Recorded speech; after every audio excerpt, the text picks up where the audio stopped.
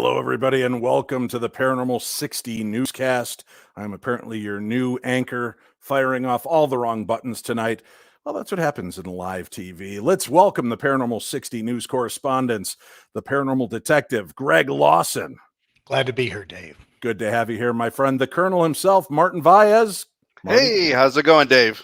Good. Now, that's some energy. I like it. And ladies and gentlemen, the TI expert from the world of science, news, and entertainment.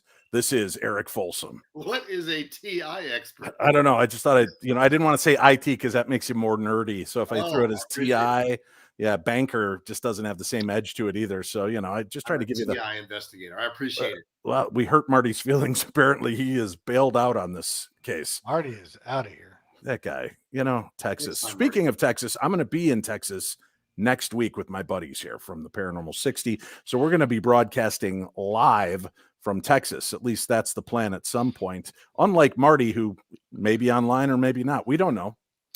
I don't know what happened there, but I'm here. That's those white shades, man. Yeah, it is. It is. Yeah, but you look much less jaundiced. Thank you. Yeah, people have been worried about you. Yeah, people have been asking if your liver's given out. So I'm glad to see that you look healthier. I'm working at it, but it's still a work in progress. Speaking of a work in progress, apparently, boys, the news reporting agencies around the world have been listening to this show, and they realize just how incredibly stupid comparing asteroids to hippos and giraffes really is. This week, news. Nice. Huge asteroid to pass Earth Thursday, maybe over 2,500 feet wide. Finally, a graphic we can understand. 2,500 feet wide, gentlemen. That's great. Makes a lot more sense in those sure does. Yeah, exactly. Speaking of, this is breaking news that just came out a little bit ago, and I'm very excited about it. And I'll play a little piece of video and explain why in a few seconds. Astronomers are about to make a massive announcement about something in the Milky Way. In 2 weeks' time, the European Southern Observatory is going to present the world with new information about our Milky Way. It's anyone's guess what that announcement will be, but based on what we know of their recent efforts, there's reason to get excited. The results being presented are from the Event Horizon Telescope project, which has been responsible for producing the first ever image of a black hole, which is what we're looking at on screen. This came out in 2019.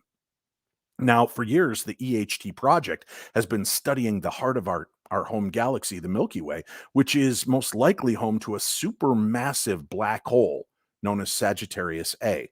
Now, whatever they found, they're making a big deal about it.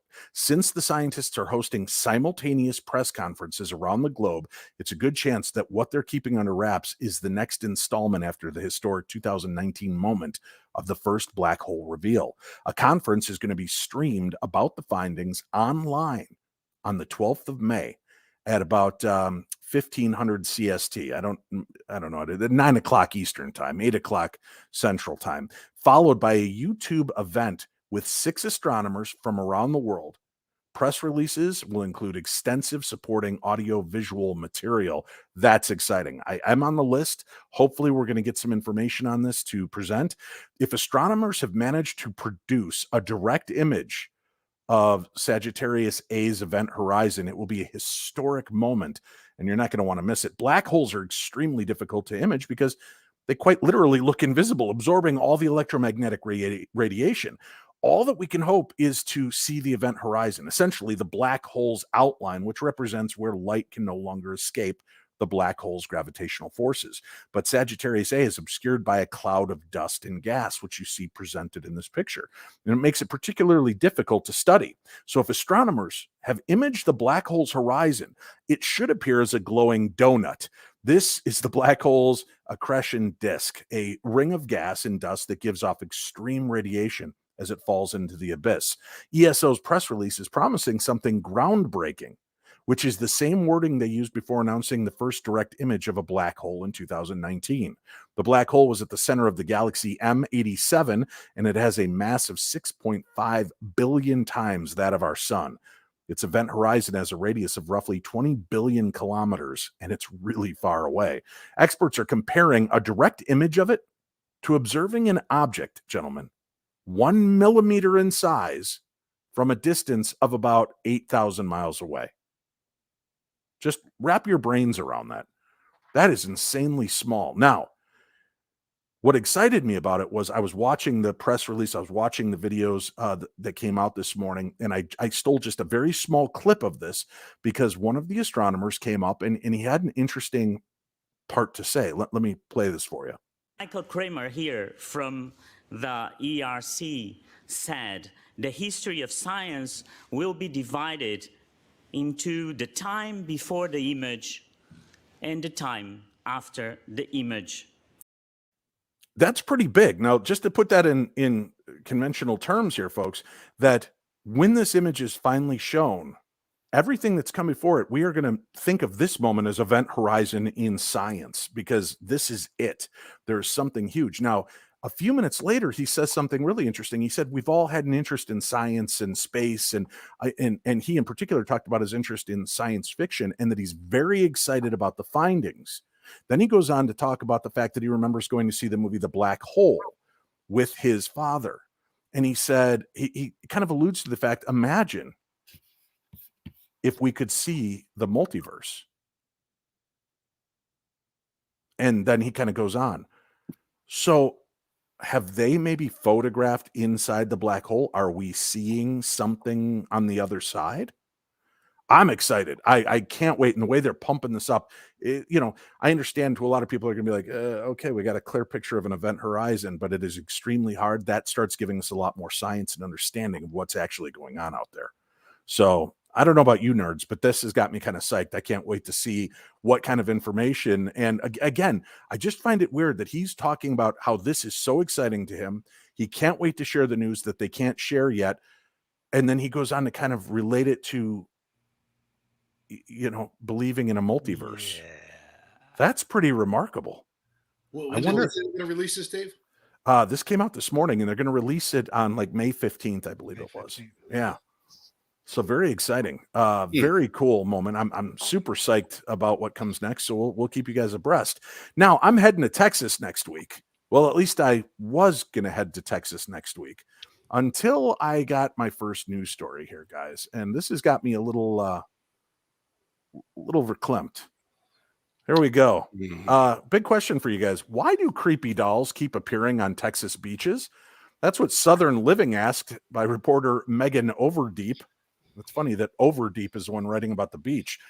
Shells, sea creatures, and assorted treasures wash up on the sandy shores of the Texas coastal bend every day, about 30 miles northeast of Corpus Christi.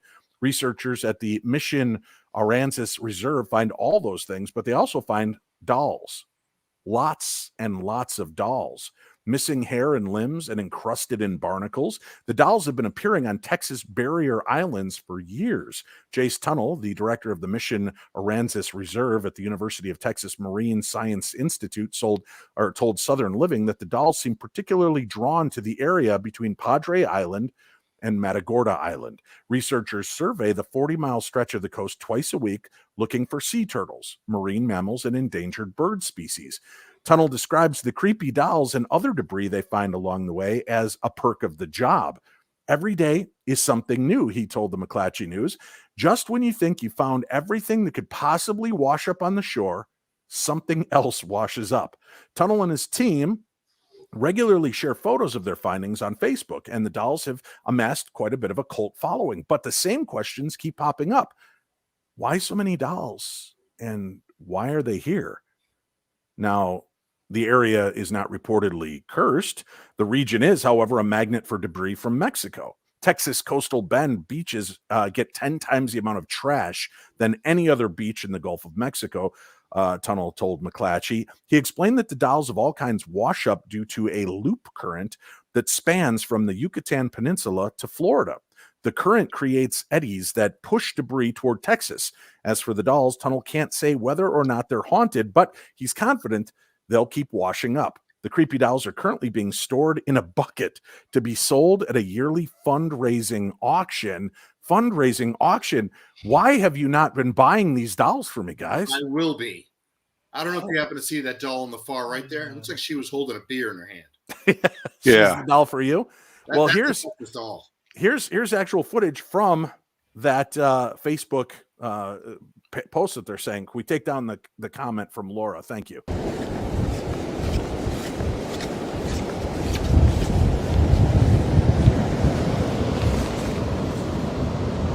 Oh boy. The creepy doll.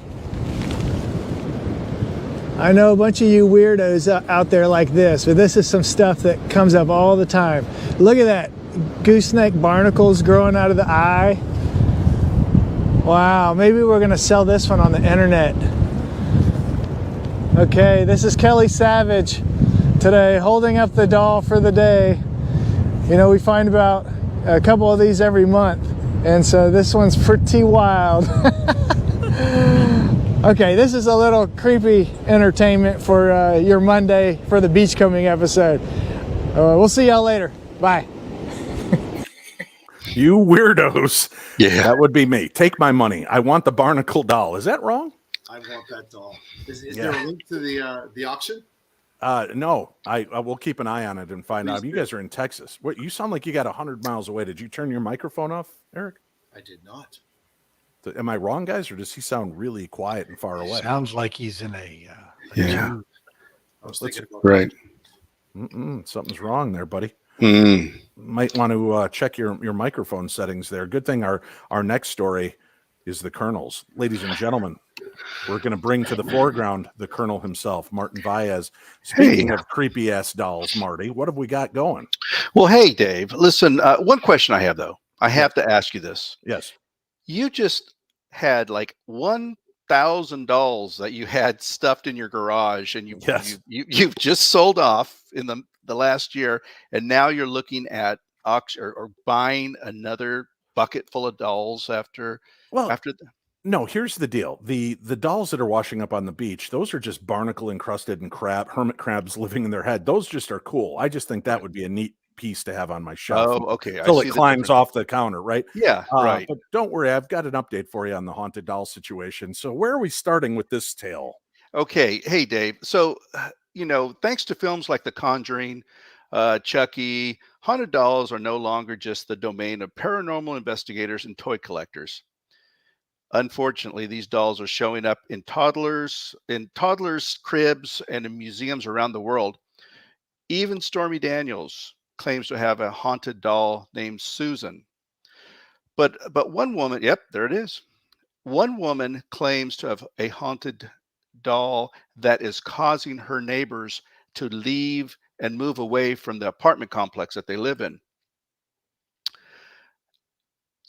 User Soul Mori. Boy, you give me these names every week, Dave. Words is hard. Week, Words yes. is hard. Repeat Yeah. that for us. She began claiming in April of 2021 that there was a ghost named Gilbert haunting her family. Over time, her fascination with the paranormal led her to start collecting haunted dolls, which she keeps in her apartment. Shortly after starting to collect these dolls, her neighbors started moving away from the apartment complex. She has quite the doll collection. She has one called Gilbert. Well, hold on. Let me. I gave you a specific lineup so that we could play this video, Marty. Oh, okay. You're trying to take I'm over just the going right industry for here. it. We got to Yeah. let her. We got to give her a chance to speak and tell us her story. Have you had any complaints from your neighbours? So I assume this is regarding the paranormal activity that occurs in my very haunted apartment. Now, I am aware that I made the apartment haunted by collecting all of these haunted objects, and yes, the neighbours have recognised the paranormal activity that radiates from my apartment. Shortly after I started collecting haunted dolls, I did notice a few people moving out in a very quick succession, and also just in passings by as you see people, a few people have mentioned, hey, have you experienced anything weird here? Also, my doll collection is visible from my window, so I can't help what people must think when they see my huge shelves full to the brim with creepy dolls. I do be honest and I say I do collect haunted objects, and that is just what I do for a hobby. That's what I believe in. Most of them are like, cool, but I do everything in my power to contain it to my apartment. I regularly cleanse my apartment and also the corridor directly outside of my front door. And I kindly ask the spirits, please do not bother anybody else. But I am aware that there is only a certain level of control I have over the spirits and what they choose to do. As of now, there are quite a few vacant apartments in my block, and it's kind of surrounding my apartment. I've spoke to my landlord and they said, well, it's your choice, that's what you choose to do. And of course, I cannot confirm that all of these vacant apartments are due to the paranormal activity, but neighbours have registered and acknowledged that they have experienced some. So do I think I'm the sole reason for people moving out? Not necessarily, but I do have to acknowledge that there may be some influence. My goal is to obviously get a house so no one else is plagued or bothered by what I choose to do. And I remember I got a comment, can people take you to court for that? Imagine me and all my haunted dolls in a courtroom. I don't think so. But yeah, sorry if I made you move out. My bad. Sorry if I made you move out. My bad. Oops, my bad. Yeah. So, whoa. Yeah, go ahead, Marty. We're getting some feedback here. You get it? Is that the demonic dolls getting I think to you, it's the Marty? demonic it is. dolls. Yeah. I'm hearing it.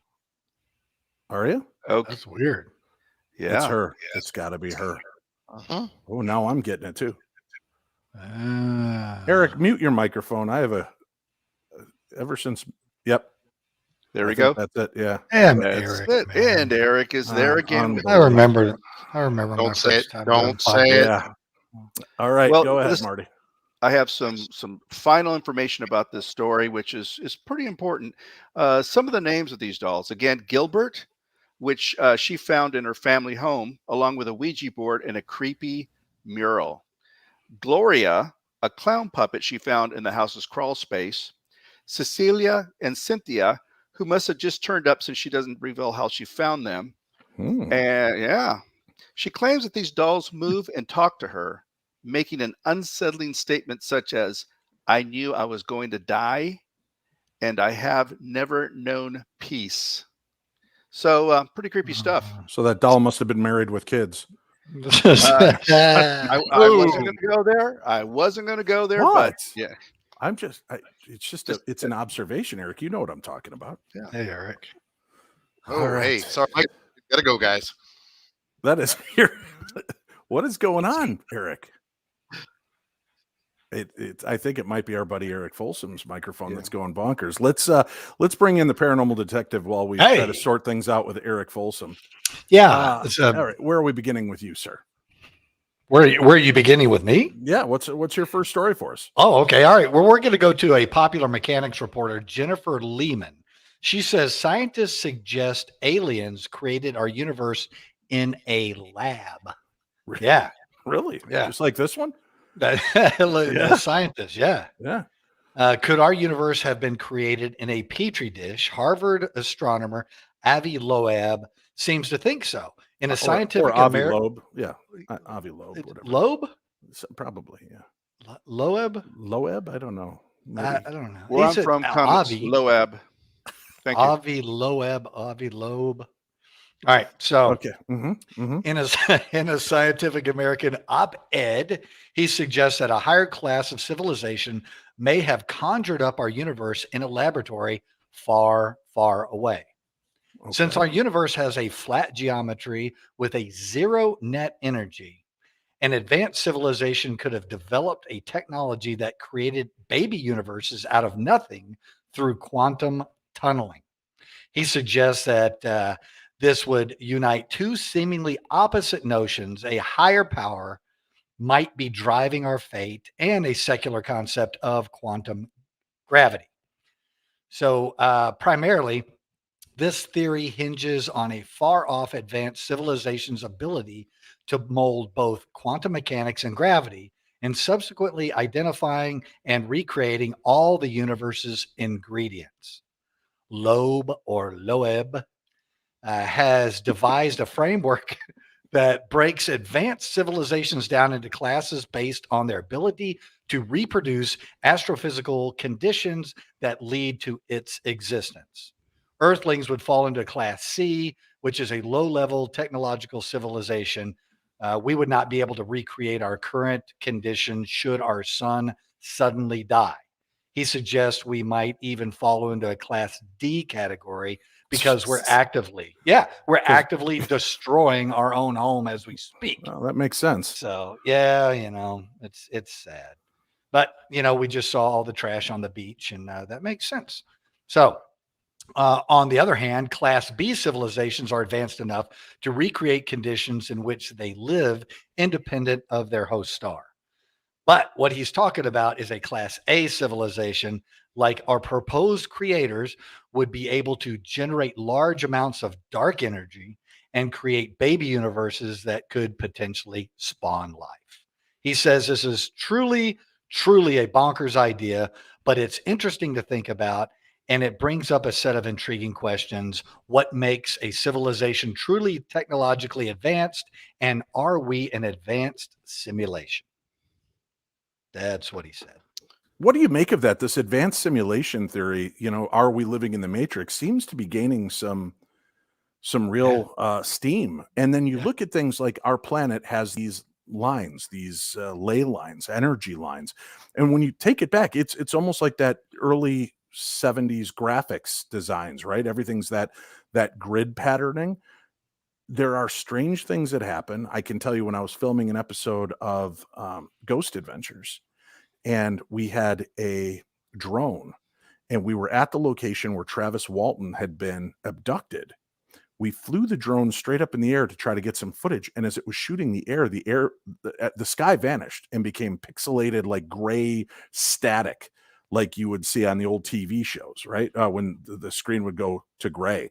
But you could still see the treetops. Everything else was perfectly clear, but the sky was static. It was so unusual, so bizarre. Do you believe that we're nothing more than computer simulations? Well, it makes you think, because a lot of people think that we see what we see because our eyes are the windows to the universe or whatever, and it's not. The eyes that we have. Wait. Because our eyes are the window to the universe. Did you use that to try to get laid in college a lot? Never worked. Oh, Never gosh. worked. Yeah. So we should go back and I'll play my guitar for you. Here we go. Yeah. Hey, your I'm eyes drinking are the windows ruby. to the universe. I'm Sure drinking you are. ruby red. Yeah. Sure you That's a are. ruby red. Yeah. Shine a ruby red right there. Yeah. You're already that was already one mark off at that point. Ruby red. I think I have class in the morning. I'll see you later. Wow. The Colonel taking you to task, son. Jesus Christ. Hey, Wow. hey, Dave, Yes. though, I want to ask you something here. Okay, Marty. Loab, did you see Loab? What's with the pipe in the picture? Is he going to hit someone with that, or what's going on there? Let's ask Eric, because that to me looks like he's in some kind of like brewery, or I don't know. Yeah. Am I wrong? Look at that, Eric. That's where they're making the I think it's universe. a lake, actually. Yeah. Yeah. What did you think it was, Eric? Greg was talking over you because he's drunk on grapefruit beer. Eric, are you there? I think it's a Lay's pipe. A Lay's pipe? Eric, can you hear us? You gotta be internet. You're getting me nervous here, buddy. I don't know. Are you? Yeah, you're next too. You're the next story on The Price is Right. All right, Eric. When I'm there, maybe we can take up a collection and get you routers all through the castle. Oh man. So that way you can have internet that works everywhere. Where are we going for your story, my friend? Well, this is a little bit crazy because my story is also about Avi Loeb. Okay. Your audio is Can you hear me all bonkers. right? No. So you know what? Try unplugging your whole headset. Just pull the whole thing out and let's go laptop, because I think you're fritzing out on the headset. We're going old school. Yeah, we're gonna go and see if it's your internet or if it's your that $5 headset. yeah. He's pinching pennies everywhere that Now counts. he's frozen. How's Yeah, that? I've got him. Okay, there we go. Let's hear. So Better? we've also yeah, that's better. He's lagging. Stupid. No, your audio It's still his- sucks. I'm telling you, I'm bringing my router over to his house. All right. Try to read for us, Eric. If you can't, I'll take over. Jeez. I appreciate it, Dave. A top scientist is plotting to find out what he believes is alien technology lying at the bottom of the Pacific Ocean. Or as I called it as a child, the Pacific Ocean. Oh, very nice. What? Who is the scientist? Lisa's dad, Avi Loeb. I don't believe that to be true. You said, Or He's otherwise known as Loab. Loab. Loab. Listen, Loeb would be Lobe, not Loeb. Okay. Loab. I've been reading the comments, and I appreciate. I forget who it was there that said every time that Marty makes a mistake in pronunciation, we have to drink. And someone said about not having enough alcohol. I'm not sure what that means, Marty, but jeez. All right. The guy with audio problems is taking shots at you, Marty. All I have to say is Loab. And you said it.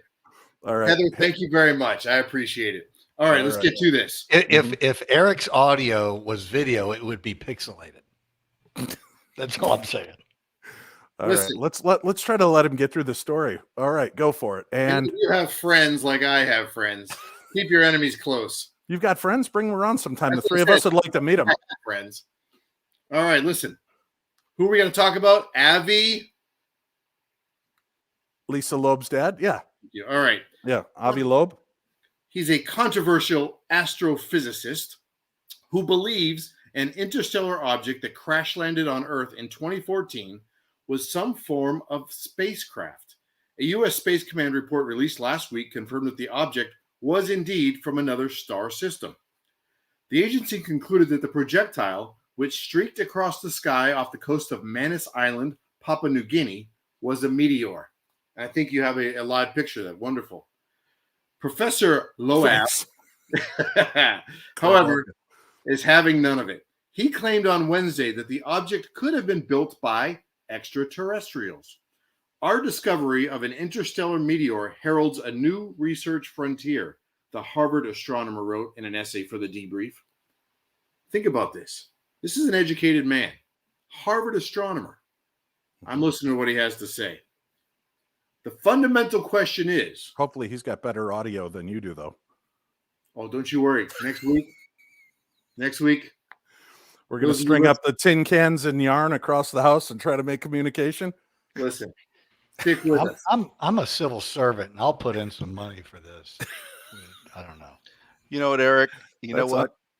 Keep doing. You're doing a great job. Just don't let them affect you. All I know is everybody in the comments are supporting me. Wayne, thank you very much. I saw. Yeah. I think Ruby said something earlier.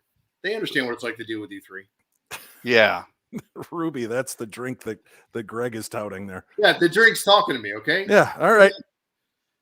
The fundamental question is whether any interstellar meteor might indicate a composition that is unambiguously artificial in origin. I just want to say, had Marty read that, we would have had to drink 3 times in that sentence. You know, okay. It's my turn to speak. All right. Uh-huh. Professor Loeb has spent decades studying. It's my turn to speak. Listen, the audio's friggin' worked. I know. Let's go. All right. Professor Loeb has spent decades studying astronomy and more recently has trained his sights on the possibility that life exists beyond Earth. His bold claims frequently make headlines, and he has faced criticism from others in his field over his sometimes outlandish extraterrestrial theories. Working with a student at Harvard, the professor was actually the astronomer who identified the object as interstellar a few years ago. The pair wrote a paper about it, but were instructed not to publish it because they used classified government data. Wait, they used what? What was that word? Classified? Damn it. Classified. Did you hear that, Marty? Sir, I think that was classified information. Marty's from the military. He knows classified when he hears it. You know, I'll be the first to drink on that one. I would invite all of you for our Cinco de Mayo show. I'd like to see some comments about people drinking at this point. Thank you. Well, after the U.S. Space Command confirmed their hunch on April 7th, Lisa Loeb's dad is calling for an expedition to find whatever's left of the object. In his essay, he noted that a retrieval expedition could be achieved using scooping magnets to explore the 10 square kilometer region of the Pacific Ocean where the object is thought to have landed. I like it. Are those like the magnets you can buy on the big rope that you take out and spin and throw it into the water and then drag stuff in? I can't afford rope, Dave. I got that for Christmas like 2 years ago, and I have not been able to use it yet. I want to go magnet fishing. Should I bring it to Texas? Yes. What are that thing we do here where we stick our arms like a fish's mouth? What's that called, Greg? Yeah, it's noodling. That's what we're gonna do at night. No, I'm talking about the fishing thing. Keep the fist down if you will. Yeah, The right. family show. Come on now. All right, Eric's already beginning to disappoint with his naughtiness. Let's see, Martin, you are up next. What's our next tale of insanity? Well, Greg, I'm Eric, Dave. and but Dave, Thanks. yeah. Okay, yeah. I wanted to give all three of you a chance this time. Thanks. Mark Gray reports in Wonderwall that a Facebook post shared on April 20th includes a link to a 2022 article with the headline, NASA announces communication with 4 alien races. The caption reads, NASA spokeswoman Trish Chamberson has publicly acknowledged that NASA has been in communication with 4 alien races. The post generated over 7,000 interactions and 1,400 shares in less than a week. NASA told USA Today the claim is false. Surprise, surprise. NASA claims this article is a rewrite of an August 2016 article from Waterford Whispers News. The site's disclaimer page says it is a satirical newspaper that uses invented names in all its stories. And you notice I read satirical perfectly. Slowly but perfectly. But I'm going to drink to it anyways. You keep saying satirical perfectly well, but it's archetypal that's confusing you. Oh, yes. The archetypal aspect of this. No, you got by with that one. I think we'll let you go. You corrected before you actually said archetypal twice, so we'll give you that. Really? Article? Yeah, that's all right, buddy. You guys all know right. what I meant. I did. I was right with you. We have to take a very quick break. We'll be back right after this. Join us at a paranormal convention like no other. Admission is only $20 in Woodbridge, New Jersey for the 8th annual New Jersey Para-Unity Expo. Woodbridge, New Jersey, July 23rd. Only $20 to see stars like The Ghost Hunters, Jason Hawes, Sherry D. Benedetti, Steve Gonzalez, and Dave Tango. We also have Amy Allen from TV's Dead Files, Jawan Mass, Dalen Spratt, and Marcus Harvey. The Ghost Brothers are back in the house. Dakota Layden, Chelsea Layden, Tanner Wiseman, and Alex Schrader from Destination Fear make their appearance. You'll also get to meet and see Chip Coffey with a live gallery, Dave Schrader from the Holzer Files and the Paranormal 60, Cody and Satori Hawes, the paranormal couple, John Zaffis, the legend himself, will be on hand. You do not want to miss this. Plus, there's awesome vendors, psychics, mediumship readings, and more. Go to NewJerseyParaUnityExpo.com for tickets and information. That's www.NewJerseyParaUnityExpo.com.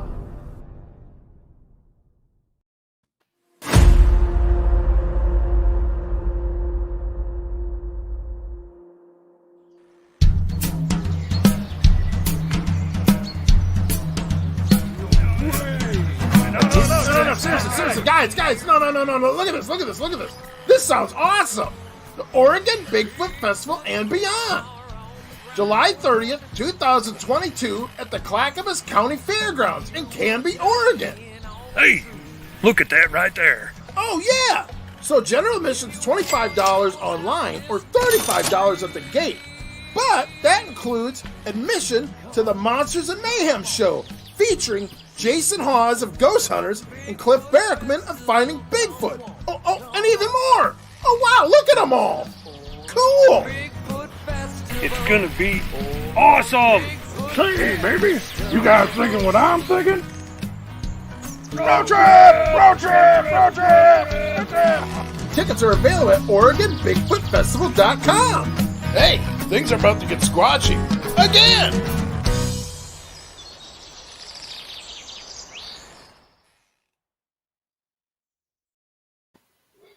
Just a couple of cool places you can come see me and all these other wonderful speakers throughout the year. We'll keep updating you on that. I do want to show you guys something pretty cool that is out. I've partnered with our pals at Maximalis, and they have created an official Paranormal 60 protection and energy bracelet. Notice the skull in there. Where is he? Oh, creepy kids. These are all genuine stones and crystals meant for protection, grounding, healing. There's cherry jade for passion, warrior energy, and it removes fear. There's howlite, which brings about clarity, inner peace, patience. There's obsidian for grounding and protection against negative energy. Hematite, which is very stabilizing and maintains connection to the physical body while you're doing spiritual work. Smoky quartz, which will release all that you do not be served by. So all that negative energy is going to transmute into positive energy for you. There's also snowflake obsidian, which helps to achieve balance in mind, body, spirit, and for cleaning unwanted energies. This really helps you for keeping one foot planted in the spiritual realm and one in the physical realm. We've got these available. They are limited right now. If you are interested, just email me, Dave@paranormal60.com. That's Dave at paranormal60.com. You can get one of these genuine stones and crystal protection and energy bracelets. They're $40 a piece. Plus, I think it's $5 shipping and handling. So email me, Dave at paranormal60.com, and get your official Paranormal 60 energy and protection bracelet. Boys, are you going to order yours? Look at Eric's already I'm getting on. one. Could you send one on my behalf to Greg, please? Yes, I will definitely make sure all of my team get one on that. We've got it. Oh, I mentioned, Marty, you brought up my doll collection. Yes. So I've whittled out a lot of the dolls that I've had over the years, and I still take some. I do not sell the ones that are really dark, malevolent dolls, but I did have a family drop off this charming character for me. They said that they found her in their attic. They moved into a new house, kept hearing weird things up in the attic. And when they went up there, she was standing near the opening of the attic. If that's not weird enough, the part that really freaks out the family, her eyes are red. Can you see that? Terrifying. Yeah. So I've got this haunted beauty now in my home. If you're interested and you like it, go ahead and message me at Dave@paranormal60 and put in your bids. Highest bid by Monday gets to take this sweetheart home. So just try to keep it within the 50 states if we can. I've got some friends from other countries that keep trying to buy stuff, and then it's like $300 shipping and handling, and that just doesn't seem right. But if you're interested in this creepy ne'er-do-well doll, email me, Dave@paranormal60.com. Put in a bid, and like I said, Monday I'll let you know who won. Eric's got the next bid going. Let's get back into some news. Colonel, you're up. Where are we going next? Well, I'm sorry. I apologize. You're not up. Greg, I was prematurely colonelling right there. Is Greg still on the show? He's prematurely colonelling. That's right. You don't want to prematurely colonel. Oh, boy. Like this. Yeah. All right, Greg, what have we got? Let's go to another popular mechanics article. According to another popular mechanics reporter, Caroline Delbert, scientists say there's an anti-universe running backwards in time. Anti-universe running backwards in time. Scientists believe back in time. That's right. Yeah. That's a good one. Back in time. Okay. So anyway, scientists believe there could be an anti-universe somewhere out there that looks like a mirror image of our own universe, reciprocating most of everything that we do. If this theory holds true, it can explain the presence of dark matter. If so, it would essentially spread out backwards in time prior to the Big Bang, in the same way our universe progressed forward in time after the Big Bang. In a new paper in the journal Annals of Physics. Thank you for keeping it clean. All right. Researchers from the Perimeter Institute for Theoretical Physics in Ontario, Canada. Wait, for what theoretical what? Physics? Yes. Theoretical physics. You get All theoretical right, but physics is the word that throws you. I like that. I'm drinking. I'm a drinking. No, Wayne. You're drinking. Mm. All right. So, Perimeter Institute for Theoretical Physics in Ontario, Canada, suggests that the Big Bang might have been smaller and more symmetrical than we actually think. One cool thing about this model is the Big Bang is that it removes the need for what scientists call inflation, a period of time in which the universe massively expanded in order to account for its size soon after birth. Instead, the matter could have naturally expanded over time in a less forceful way, which could simply be the explanation for what happened. In this, if this sounds like some wild and heady stuff, he says, you're absolutely right. But using this kind of new theory is a critical part of cosmology because it helps them decide what their next theoretical step is. I don't know if it sounds deep and heady, and it definitely sounds drunk and slurry. Am I right, gentlemen? Dude, yeah. I'll drink to that. I am into one ruby red, China ruby red. That's the sad thing like about drunk, yeah. That's the sad thing about this whole situation. All right, Eric. nothing wrong with that. Easter just took place a few weeks ago. We thought the news stories of Jesus were over, but you tell me that there's something big brewing out in the world. What's happening? Well, this is a very uncomfortable story, actually, Dave. From you? I brought along a little friend to help me tell it. Oh, don't do that. That's Greg, do you know what this is? Right. Oh yeah, she rode all the way to Roswell with us. Oh God. Yeah, We'll she save that was. story for later. Okay, thank you. Off air, please. Go ahead. Okay. A man claiming to be Jesus reincarnate kisses a minor in a Florida locker room. Now, who would have thought this fine, upstanding young man did something like this? Uh-huh. As reported in the New York Daily News by Brian Nemitz, a 39-year-old man is accused of forcibly kissing a minor on the lips in a Florida locker room. The man claims he also used to be the Son of God. Now, as I read this, I thought to myself, he used to be. What is he now? Well, you know the old saying, used to be's don't count anymore. They just lay on the floor till you sweep them away. That's Neil Diamond. And he is the bard, so I'm sure he knows. He did a fantastic Christmas song with Stevie Nicks. He did not. Look it up. All right, listen, let me get to this. My story's okay. too long tonight. Okay. You know, serial killers always have how many names?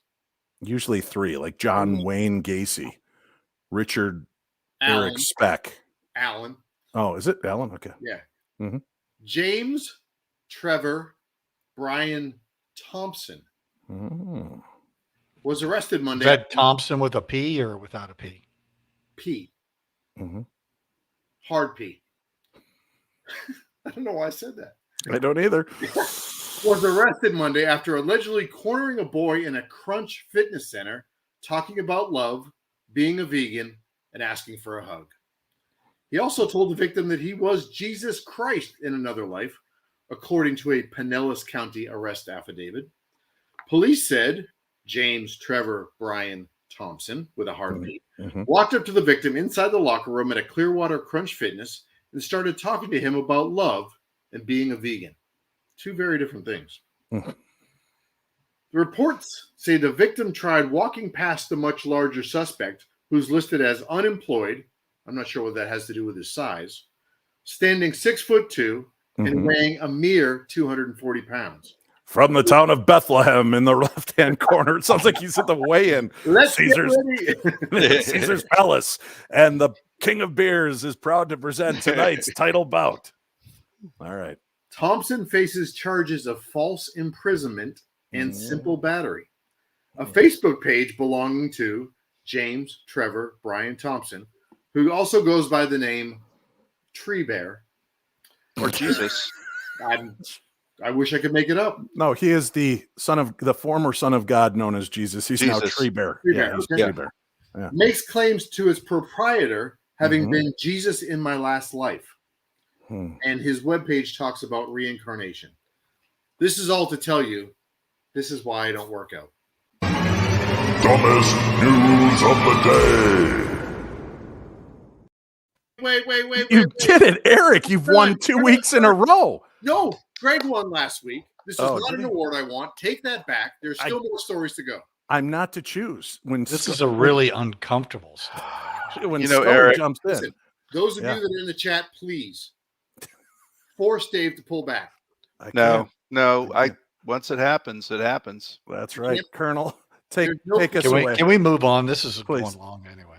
Wow. Somebody can't wait to crack that next glass of Cinnabon beer. Yeah, open. really. Yeah. Okay. All right. Yeah. All right. So No, only I'll 2 root I'll beers for open me, my- please. I don't Here we want to go. get too wasted here. devil's backbone. How's that? I'll do a devil's backbone. It's a good thing that you're cracking that open because it fits right in with our next story. Martin, tell them what's going on. Talking about devils. Mm-hmm. Gretchen Clayson reported in the Daily Caller that the Satanic Temple is suing a Pennsylvania school board after their petition to begin a after-school Satan club was voted down last week. Yep, there you go. Attorneys for the Satanic Temple said the lawsuit will determine whether the Northern York County Board discriminated against the Satanic Temple by allowing some after-school clubs but not the temples. Allegedly, school officials stated that if the club removes Satan from its name, the chances of it becoming a club would be improved, according to ABC 13 News. Attorneys for the Satanic Temple argued that the board cannot say we're going to have only religious groups or only secular groups or only religious groups, but only if they are popular. They can't have language groups, but then refuse to allow someone to teach Arabic. I guess that was the attorney's example there. The Satanic Temple believes that the school board is far outside its authority to even pretend our First Amendment rights were subject to their vote at all. KTUL News reported litigation should take anywhere from 18 months to 2 years or even longer if the case makes it to the Supreme Court. So pretty heavy duty stuff there. Who just decides, you know what? Our grade school needs a good Satan Satanic Temple club. Does this, this is the actual mascot for the Satanic Temple After School Satan Club. And is it just me, or does this Satan look like he would speak like this? Hello, everyone. I'm Satan. Titan.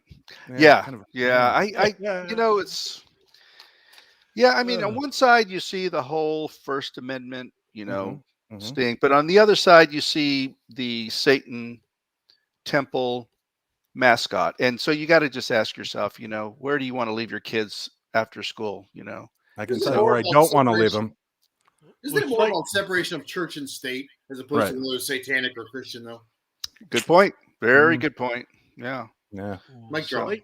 Yeah. I know. I like it. Nicely done, Eric. He's Well, trying you to don't make up- have a mic though, Eric. So. he dropped trying it to make already.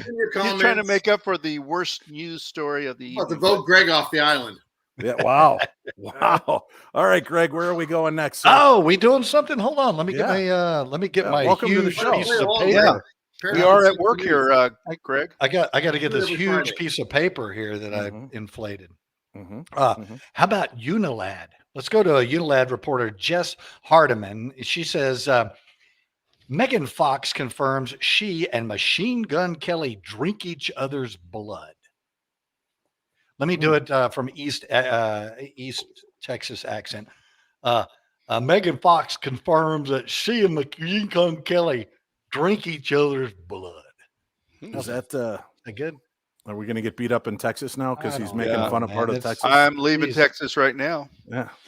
So Megan Fox has confirmed that she and her fiance, Machine Gun Kelly, drink each other's blood on occasion, saying it only tends to involve a few drops for ritualistic purposes only. That's all, just ritualistic purposes. Yeah, she said that her beau and her drank one another's blood to celebrate their engagement. Fox's caption said, in July of 2020, we sat under the banyan tree as we asked for magic, and we obviously were oblivious to the pain that we would face together in such a short prophetic period of time. Now, that wouldn't be prophetic. That would be Frenetic. Pathetic, maybe. Frenetic. Like that like accent. like really fast or something. Yeah, I like it. The Colonel had the right term there. There Pathetic. you go. Yeah. Well, yeah.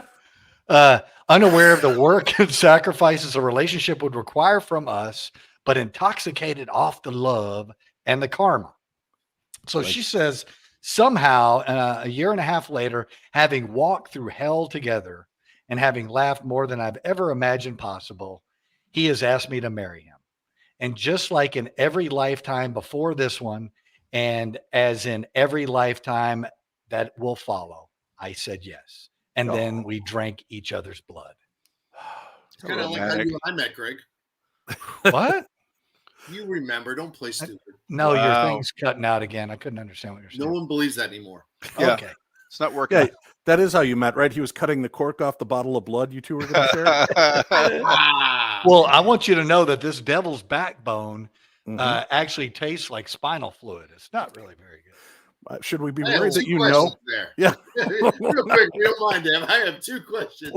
Sorry. So anyway, do you want me to move on, or do we want Yeah, we've already moved on. Eric Folsom's up Yeah. now, Yeah. showing that celebrities are complete mental cases. Where are we going next?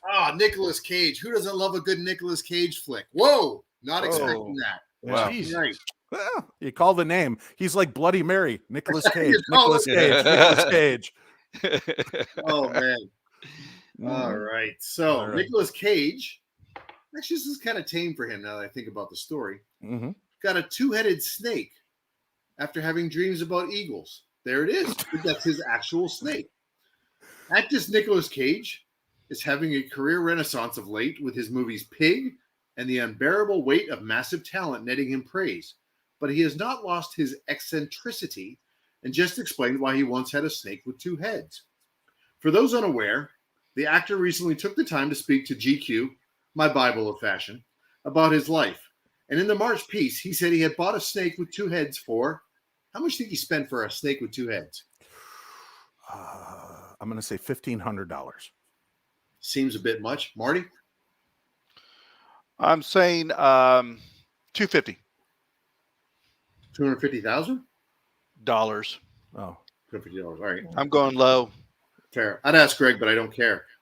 Two heads for $80,000. I do, Greg. You know I love you. Hang in there. please. $80,000? Listen. So he's got Folsom money?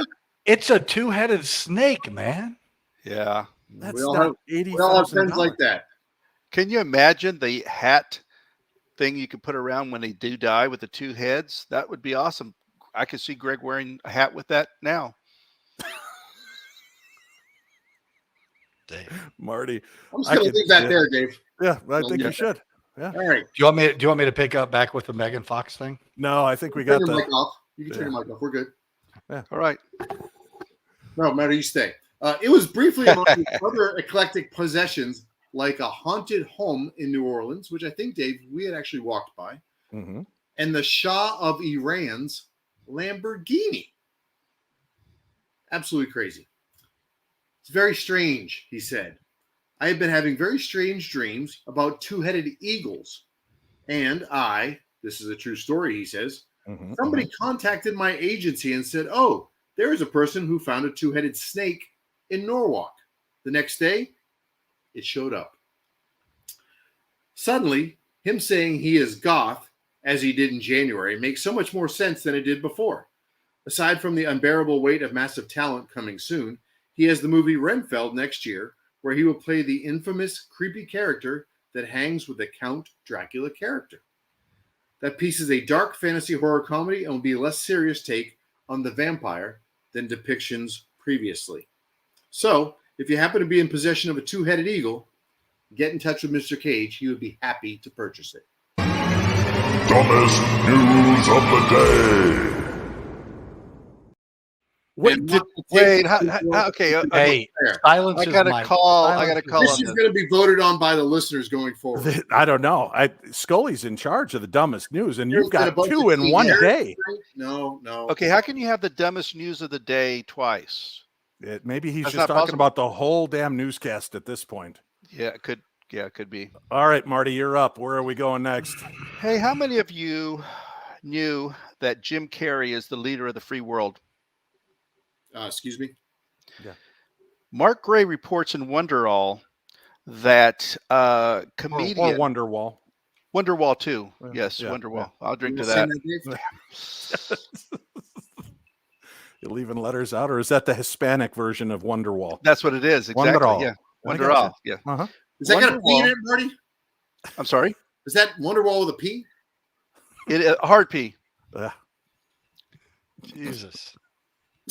We already talked about him. We're moving on. All right. So Okay. Wonderwall, Mark Gray. Wonderwall reports that on April Wonderwall? 20 Wonderwall. I said Wonderwall. Uh-huh. Reported on April 27th that comedian Jason Selvig of Good Liars He can't posted even a say video. names right. I Okay. know. Come Posted a on, video. man. Let him do it. I know. Thanks, Greg. They posted a video in which he spoke to a woman claiming that Joe Biden is dead and he is being played by several actors wearing a mask. The woman claims an example of this is when President Biden fell up the stairs going on Air Force One back in March of 2021. She states that was Jim Carrey. I've heard that he was one of them. Jim Carrey replied to the video with two simple words, "Oh dear." The woman who was filmed wearing a bedazzled hat in the video insisted that James Woods is also one of the mask-wearing Biden impersonators. It was believed that the video was filmed in Ohio due to a sticker on the woman's shirt endorsing a gubernatorial candidate from that state. Wait a minute. Time out. Oh, dear. Everybody. Gubernatorial. Cooper, is he cousins with Gomer in Mount Pilot? Oh, Would that be gubernatorial? What's the It's gubernational. I'm reading not what it. it says. I don't even see your paper, and I know it's not what it says. I'm reading it directly from Wonderwall. He got the difference between upernatural and gubernatorial. Yeah. I'm reading this directly from Wonderwall. Wait. Marty, your answer was you're reading it exactly as written, correct? Correct. All right. Eric. Right. Hang on. Let's see if I can find the actual word here. There you Okay. go. Hard Rock Cat. Paragraph. I know where it's at. I'm just trying to see if I can get it so you people can read it. I think I can't because of the green everybody screen effect. disappeared. Yeah. It is not gubernational. Yes, it is. It is Spell it. gubernatorial. Oh. Gubernatorial. Gubernatural. I want to see I've your drunk. green I've card, Marty. I need to see the green card. That's gubernatural. Hey, it doesn't matter. He served in the military. It There you doesn't go. matter whether he's got a green Thank you. card. Thank you for serving. But you know what, Marty? In just gubernational, I think you earn this. Dumbest news of the day. No. I might have to have Scully just say dumbest newscaster of the day. What in the hell? Really? Gubernational. Hey, Gubernational. what time is it? It's 10 o'clock. We need to wrap this up. No, we still got many stories to go. So this is a That bonus story's round. 37 pages, Dave. I know. We've got Greg. You're up next. Oh, Greg. here we go. All right, Greg. Y'all cut me off on my last one. That's No, all right. I We still got the have- point. She Yeah, drank give blood. Greg- He drank blood. No, the They're best weird. part was coming up. That's Really, the another- best part was coming up. Was that another line Where, you tried to where use to get Machine laid Gun in college? Kelly would rip his chest open with broken glass and be like, "Take my soul." That was the best part of it. We'll skip over that. Y'all can read that later. Yeah. Hear that part. So let's hey, while we're at it, let's stick with the celebrities. Let's go to Sure. Miley Cyrus's house. Let's Okay. do that. Mm-hmm. Truth about Miley Cyrus' haunted house reported by Sophie McAvoy from The List. Yeah, from The List. Sure. Wow, Okay. that's it. Before Miley Cyrus transformed into the superstar she is today, she lived relatively normal childhood on her family's farm near Nashville, Tennessee. Mm-hmm. While her father, Billy Ray Cyrus, was a big name at the time, he raised his daughters and her siblings primarily out of the limelight. but on tour, renting properties is a necessity. While most are nothing out of the ordinary, there was a place in a particular area of London that the singer never forgot. During a European tour, Miley Cyrus rented out a London apartment. It was situated directly opposite of the famed department store Harrods and was the perfect base for the singer. But things soon started to go bump in the night, which eventually led Cyrus to move out of the property altogether. She says it was seriously terrifying. She told Elle UK in 2013. You've had a subscription to that for years, haven't you? Yeah, Elle UK. Yeah, Mhm, you bet. Or you could say Ellie UK in 2013. Sorry. Only if you're a goober national can you say Ellie. Oh, here we go again. I'm getting a T-shirt. I know that. Uh-huh. She found out that the apartment situated in Knightsbridge used to be the home of an old bakery run by a father and a son. Cyrus believes that she saw the son on multiple occasions, having described a little boy sitting on the sink while she was in the shower. Yes. Yes. However, it wasn't until her younger sister had a frightening experience in the bathroom that she put 2 and 2 together. After the star had a few nights of really crazy dreams and really scary things happening in the apartment, Miley Cyrus heard her sister, Noah Cyrus, scream while she was in the shower one night. I run in there, she says, and the water had somehow flipped to hot, Miley said. It wasn't until after that she realized that the water had changed. The knob had turned, but it hadn't turned by her sister. It had turned by itself, burning her. During this experience, Miley thought she saw the little boy on the sink again. Yeah. Their mom was skeptical at first, but after their aunt returned to the apartment to find all the windows and doors open, despite her leaving them closed and locked, she promptly moved to a Soho hotel. Miley says, "I will never stay there ever again. It was terrifying." You sold it. I wasn't sure it was terrifying until you leaned into the camera and said it like I know. that. It helps on a podcast. Yeah. That terrifying. Very. It's absolutely extremely terrifying. Yeah. All right. Is that it, Greg? I don't want to move on too quickly. Well, yeah, there was other things I wanted to talk about on the other thing. All right, Eric, you're up. Wow. What is our next story for you, Eric? So I'd just like to say, Scully comes out and says whatever he says. Yeah. Worst story of the day. Right. Do we also get best story? Dumbest news of the day. There you go. That's what he no longer says. Own the dumbest news story. No, he was just telling Eric what the exact words were. But go ahead. Oh. Could we also get one for best story of the day? Is this the best story of the day? This is the best story. Okay. Don't disappoint me. How many of you ever seen Law and Order before? Great television show. Been on for 75 years, I believe. Never. I live it. He does. He does. Go ahead. Paranormal detective. So Christopher Melanoma. No, that's Maloney. Chris Maloney. Is he a gubernatorial candidate? Oh, God. He is, I think. I'd vote for him. I think he's Loeb's cousin. Loeb. He kind of looks like Loeb.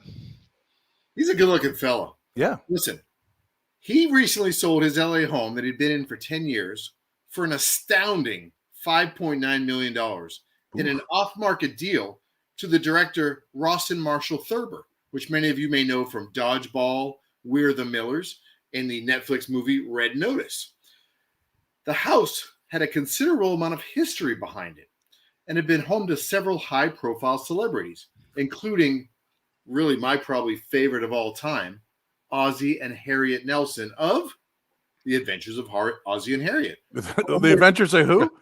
Rosie and Harriet? Take your drink. Ozzie. Take your drink. Ozzie and Harriet. And Greg. Okay. Listen. I got a drink to that. Yeah. But more importantly, what offspring did they create? They created David Nelson, but more importantly, Ricky Nelson. Ricky Nelson. Bam. Ricky. Who then created Nelson. The Nelson band. twins. Gunnar and Matthew, and Yeah. his daughter, who starred on The Father Dowling Mysteries. Nerd alert. Tracy Who Nelson. also What is that on the Hallmark Channel? Yes. I What think who they also are. what, Marty Volley? I don't know. I was hoping you guys had more to the story. Oh, okay. we can go on. Anyways, so allegedly, Allegedly. Important to say that. Yep. I've learned after being sued a number of times, Mm-hmm. Ozzie Nelson Right. began haunting the home after dying at the estate due to Liver cancer. liver cancer. Oh, But he was not a drinker. Yeah, it's true, but he was not a drinker. That's why I showed the drink. Mhm. When the house sold after his death, the ownership changed hands multiple times, with reports of doors opening by themselves and model trains running on their own. I get the whole door thing. The model train thing concerns me. The haunting apparently continued until 2013, when the property was extensively remodeled. Afterwards, Ozzie's spirit ceased to make any appearances, but not before it had been reported that the spirit was known to climb into bed with ladies of the home Come on now, Eric. It's a family show. for I'm going to use my words here, not what Greg would say. Let's call it supernatural snuggle. Ooh. In fact, I'm going to hashtag that if anybody wants to go ahead and use that. Yeah. Hashtag supernatural snuggle. Okay. Leaving most very uncomfortable. But even though the show was canceled, the hauntings didn't end there. They continued after he passed away at the age of 69. Ozzie's restless, watchful, and at times amorous ghost. He had been seen by members of many families in various rooms in the house. Mm-hmm. The new owners bought the house after he sold it. It wasn't long before they heard footsteps. Faucets and lights turned on and off, seeming to have a life of their own. Doors would open and close at will by an unseen hand. The woman living there also felt a strong, loving, and obviously sexually excited presence Come on, Eric. in bed several times, and it was not the presence of her husband because she could tell the difference. Okay. I have some photographs. You want to pull those up? No, Oh, let's okay, not. right. Family show. Let's- Come on. Yeah. So, for those of you under the age of 30, please block your ears. After feeling her breasts kissed and fondled, Whoa. What's going on here? Eric. You Family show. I need a 4-letter word for disappointment. Eric.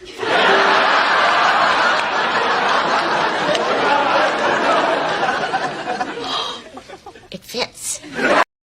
It certainly does. Disappointed, Eric. Hey, Eric, you know what? Just don't listen to him. That's the best you had there, Marty. Yeah. That's I right, love that. Kathy. Hey, Leave you it know to what? the after show. I tried to say, about to die on that hill for me. yeah, I thought, you know what? I just can't think of anything here. So, Words is Kathy hard. says leave Words it is for hard. the after show, and I think she's right, Kathy. Thank you. Okay. wow. Yeah. Good. Should we do an idea, after Kathy. show when this is over? Should we stay on after the last wrap and answer questions from the audience? I think That so. I would be think a we lot need of to fun. explain ourselves. Yeah. Okay. That's a Yeah. good point, Greg. All right, after show. So stay after tonight's show wraps up and the final note of our theme plays out. Hang in, and you get to hear a bonus after show. So this show's gonna the Paranormal 60 is gonna be like a Paranormal 380 at this point. Dave, can I tell my story about having some time with a succubus? No. Oof. Can I do the That's- after show? That's for the after show. Yes. Oh, listen. We'll wait Come to on. Cinco de Mayo for that one. Yeah. All right. So after she got fondled, let's just move on. Yeah, What come happened to the family that lived there? They packed up and departed on the spot. That's it. In 1994, a painter who was working inside the house kept hearing footsteps. One day while painting, he felt a strong unseen presence close to his breasts. Oh, Shut up. Nope. Two sentences Dave. put together. What's that Yeah. Dave, called? did you look at these stories before you allowed them to be read on the? Listen, But, bottom line is, mhm. when he looked over, Mhm. he saw a white, misty foam. He did not. He did not. Form. Yeah, it's the time to drink. Time to drink. I hurt my neck. Ow. It wasn't hostile. It was just interested in him like a homeowner would act. It was enough for him. He quit on the spot, bolted out the front door, never to be seen again. I might join him. In the 20 years that have passed, which, let's be honest, 20 years to those that have passed is probably like a few minutes. The house has changed the house hands many times, and people continue to see ghostly manifestations. All right. We made Were it we through. still talking about I Ozzy don't and know what Harriet? we're talking Yes. I lost count. Yeah. Ozzy's way too amorous, apparently. All Apparently those years so. of being a patriarch of the Nelson clan, he's lost his spiritual mind. All right, guys, we've got some interesting stories. I promised eerie evidence tonight, and we've got three, count them, three back-to-back eerie evidence stories. Our first one, gentlemen, as a father, and Eric, I know this, you've had this happen, right? Where you come home and something's banged up or destroyed, and you ask the kids, and it's, I didn't do it, right? The kids are never responsible for this activity. Am I right? It's absolutely true. Were we boring, Eric? I didn't. Were you was yelling right then? Sorry, I was like, is Greg going to speak again? Oh. I finally get a chance to read a story and you begin yawning. No, I was coughing. I apologize. I will be taking applications for new correspondence. All right. So here's an interesting story. A dad that was blaming his kid for rolling his toys into his car, but the security camera at home seems to have captured the eerie truth. Every parent knows that accidents happen, and when it is unintentional and harmless, it really is nothing to stress over. Nevertheless, we do have those moments, those consequences that need to be paid forward when a child is caught doing something or lying to you. However, the mom in this story, she wasn't having it. She knew there was something wrong about this claim, so she started watching the Ring cameras at their home, and she caught this piece of footage.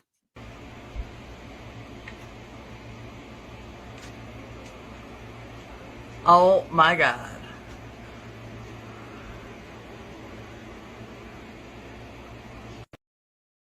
So in the video, what you see is the car sitting there, and there's this little kid's plastic chair, and it goes flying across and hits the front of the car.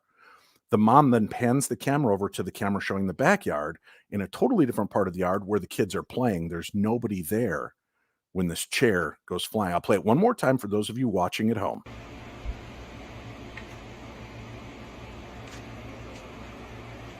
Oh my God.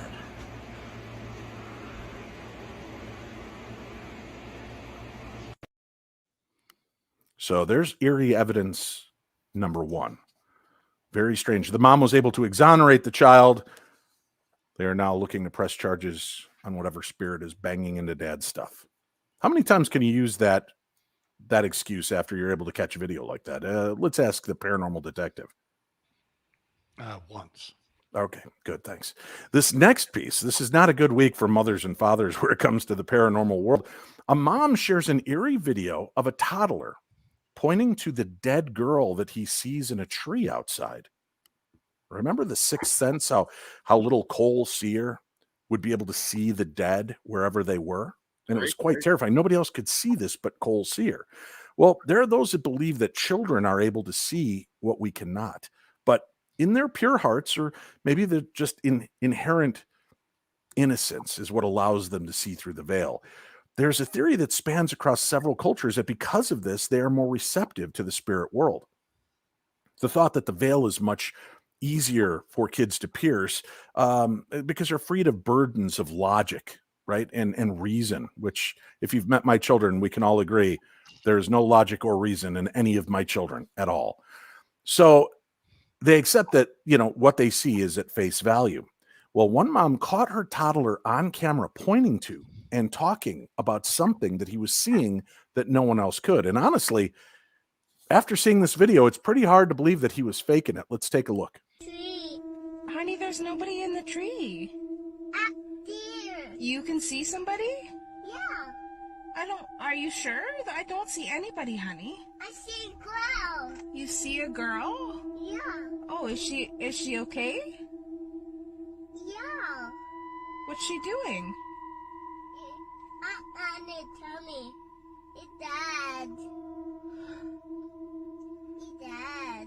Honey, I don't think there's a dead girl in the tree, baby. There's nothing in the tree. It's Dad. Look, see? I see it. Honey, there's nobody in the tree. I see it. You can see her. What does she look like?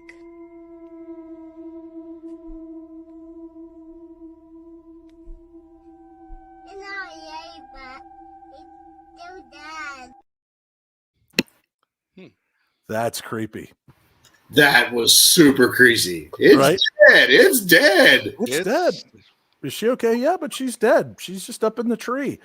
That's one of those things as a parent, you're kind of like questioning the kids. You don't want to lead them, but can you explain to me the child as the detective of our group? Was she leading the witness, do you feel, Greg, or was she just asking questions to allow him to tell her the story? So she wasn't leading the witness per se, but she did say something unusual. Is she okay? And I find that was an interesting line of questioning as they're just talking about it. The video is kind of interesting also because you can't see the child and you don't know whether that voice is really coming from the child. Oh, here we or whether this, yeah. I don't know. So anyway, all right, I'll shut up. No, that's a good point. Wow. Yeah.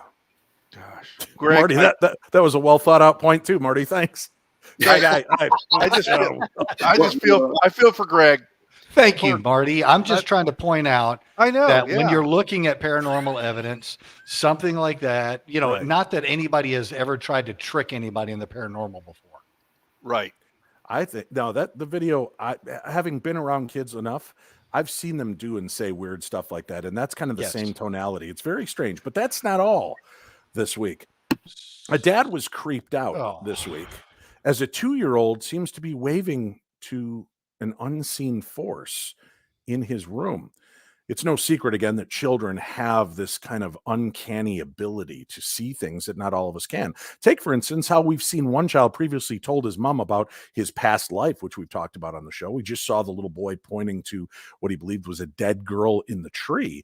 And now another tot has left their parents spooked, as they believe they caught him waving at the ghost of what they hope is his dead great-grandmother. Jamie Bonnet initially thought that his 2-year-old son, Loki Bonnet, was simply pointing at a lampshade as he tried to settle him to sleep in his and Stacy's bed earlier this month. However, footage of the evening shows that the little boy is looking puzzled before his face breaks out into a big grin of recognition, and he starts waving at an empty corner of the room and laughing.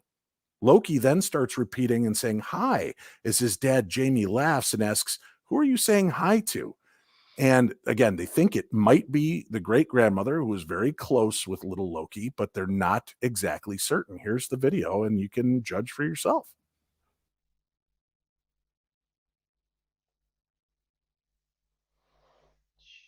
What's that? What's that? What's that? It's a light. What's that? Hi.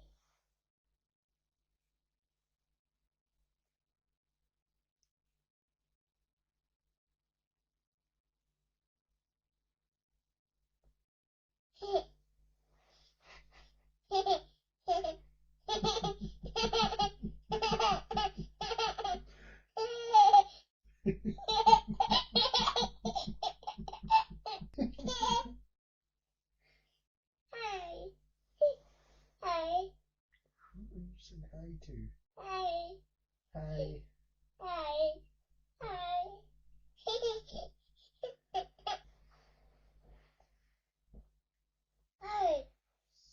Hi. Hi. Loki. Hi. Loki. Seriously. Stop. Hi. Hi. Hi. Hi. Stop. Stop. Go in there. Come on.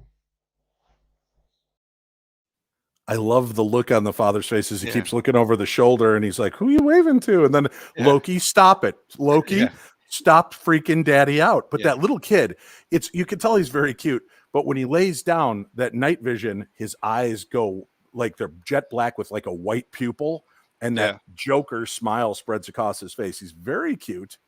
It is very strange. An interesting piece of video. Again, the 30-year-old has since revealed that he thinks Loki saw his dead great-grandmother, Isabel Mathers, who he was very close to. She just died recently at the age of 87 this year. He claims that Loki is very shy and never says hello to anyone except immediate family members. And Isabel did tell him that she'd be looking out for them from the afterlife. Stacy, 25, says she finds it comforting to think that Isabel is watching over them. But Tesco worker Jamie admits he was so creeped out that he bought a nightlight to sleep with for a few days afterwards and kept it on the highest setting. So this is a perfect example, along with the other video, of the way that parents will groom their children to not believe in the paranormal. Right. There's there's nobody in the tree. Right. There's nobody there, honey. It's really interesting on how we are, psychologically manipulated as children, that our parents don't believe what we're experiencing, and we then eliminate those things that we could potentially be seeing. Yeah. to You're the point imagining of it. like now. Yeah, you're just imagining it. So you cut that out. What if parents were more supportive, right? Would they ever lose Right. that ability because they've been told no for so many years? That's right. It would be really interesting to try to get parents to not do that sort of thing, not suppress that, and just continue on with the dialogue of what are they doing, what are they saying, and use that child as a medium as you would anything else. But Wow. Paranormal Pixie says that's a great point, Greg. Thank you. I hate to admit that she's right. I agree. Can we mark it down on the calendars? Greg made a good point tonight. Can we get a t-shirt for that? I like it. Hey guys, before we go, breaking news. Josh Gates, explorer, lecturer, and TV personality, was in Pennsylvania this week doing a live program when he finally admitted that Dave Schrader is better looking. And you don't believe me? You think this is just a game? Let's ask the man himself. Josh Gates, am I better looking than you? Yes, Dave, you are absolutely correct. He's not the kind of guy to lie. So No. there you have it. No. You've got it. You've got it. The Paranormal 60 is now at Paranormal 90 almost. So we want to thank everybody for tuning in. Remember, if you want to stay for the after show and you have questions, you just continue to put the questions up and we'll answer them. But we have to sign off now and say goodnight. And then we will get to the after party for the rest of you. So thank you all for tuning in and spending some time with us here on the supernatural and paranormal news that we bring to you every Friday. We will be back next week live from Texas, and we're going to have a special show where we might be doing Cinco de Mayo stuff while we're reporting the news, where all four of us are involved this time. And maybe we can get Greg to drink some adult beer for the event. All right. Thank you all for tuning in. And remember, join us here on Monday as we go in search of the Skinwalker Ranch and a tear in the sky. We're going to talk about UFOs, aliens, and the Skinwalker Ranch. That's Monday, right here on the Paranormal 60.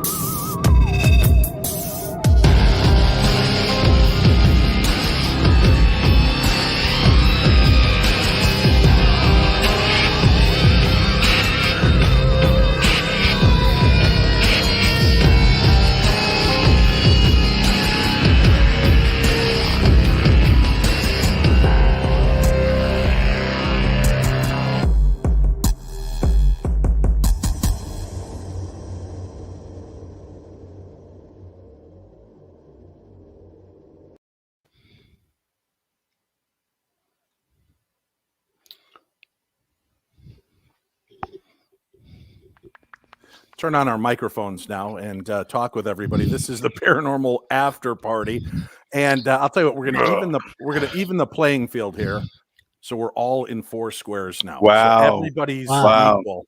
And Gosh, Dave, I got live. yeah, you got the live. Well, I got Dave right above my head, Dave Schrader. So as I that's even belong. more special, yeah. Very cool. Well, this is for a show. What's that? Annie just mentioned here. Oh, I lost it. She said that the water. I'm staying for the show. The bathtub water is still warm. Maybe both of us could have a bathtub show. Wow. Hey, good not a idea. bad idea. Well, it's there it a is. horrible idea. Next week? No, man, it's not going to happen, guys. I love you, but it's not going to happen. All You're right, gonna we be in are here. Texas next week. I'm going to be in Texas. I'm coming out there Wednesday. I'll be there Wednesday through Sunday. Everybody keeps reminding me, but Sunday is Mother's Day. What about Winnie? She's not my mom. So I don't. Wow. Not that you know. Not that I know. Of Ancestry. course, I'm waiting for the ancestry.com. Yeah, really. We have opened up comments. If you have questions, and for the 109 of you that are staying with us, if you have questions for the team, you can certainly feel free to ask us, and we will pop up your questions and talk to you about any aspect of the paranormal until we either get bored or a half an hour transpires and we've got a full 2-hour block of entertainment here. Well, I would like to start with Entertainment. Wayne's question, if you don't mind me just jumping right in here. Wow. Wait, Okay, go right ahead, Eric. why not Corona with a lime? Great question, Wayne. Greg? That's a great question, Wayne. I don't have any Corona in the house, but I will next week for the Cinco de Mayo. Nice. Wow. Yeah. I've got a question. Why no Corona in the house, Greg?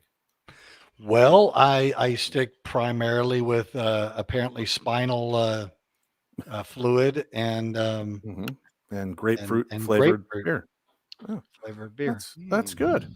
Let's see. Janet asks, Dave, will you be in the Pittsburgh area? As a matter of fact, Janet, I will not be in the Pittsburgh area, but I will be in New Jersey, which is just a hop, skip, and like 6-hour drive from Pittsburgh. So I will be in New Jersey in Woodbridge doing the Para-Unity conference, but at this point, nothing in Pittsburgh specific. So I'm sorry. Wow. Yeah. Is that how you get around questions like that? I'll be 6 hours away, though. That's right. But yeah. All right, guys. What are your thoughts on the potential black hole news coming up? That comes from Heather Lorraine. Marty, why don't we start with you? What are your thoughts on the potential black? Well,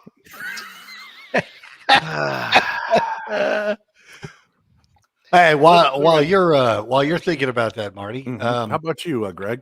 No, you had a great image of what you were talking about as far as what they saw. And that gentleman suggesting the multiverse, which makes complete sense in my head. But maybe that's what they saw inside that black hole, is that, everybody thinks everything gets sucked up in the black hole. Well, maybe it's just re-imaged or something, and it just, goes into a different dimension. I don't know. I'm excited about it. I can't wait to see, because again, the way he posed it, now it was an hour-long press conference today, not answering any questions, but they are all each one of these astrophysicists and scientists got a chance to go up and kind of weigh in. But I think there's something popping. So how about you, Eric? What do you think on this black hole scenario? It's funny. I'm not as geeky as you, but oh, wow. No, that's a compliment. Mm-hmm. What I mean by it's kind of like I'm not as good looking as you. It's the same type of thing. Okay. I'm excited for someone to come out and make a statement as bold as, it'll be everything happened before this and everything after. It's got to be big. My only fear was, as you were reading that, was, you guys remember 10 years or so ago when a person came out and said, we're going to make an announcement about transportation that's going to change the world. That's right. Yeah. And what was that transportation? The Segway. And did it change the world? No, it didn't do anything.